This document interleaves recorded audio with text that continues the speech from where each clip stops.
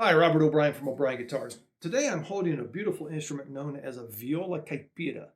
This instrument was made in Brazil and it's from Portuguese descent. Very small body and very thin body, but has 10 strings. It's used a lot in the folkloric or the country type music, the regional music down in Brazil. And it's a wonderful sounding instrument. However, I can't play it. I've done videos on this in the past, this type of instrument in the past. Have come to my shop for repair work, so I won't go into the history of it. But this guitar was made in Brazil out of a beautiful wood called embulia. Here we call it Brazilian walnut. It's highly figured. And anytime you deal with highly figured woods, you're working with wood that perhaps is prone to cracking and other structural integrity issues. And this was shipped from Brazil to the United States and was damaged in shipping. There was a big crack all the way along this bout, all the way down here to the end block down there.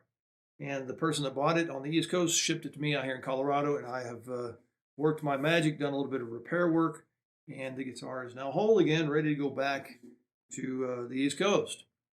Word of caution for you luthiers out there using these highly figured woods.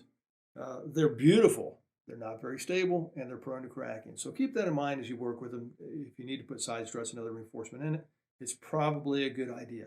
But a beautiful instrument, wonderful sounding, even though I can't play it. But I thought I'd share it with you. Happy building.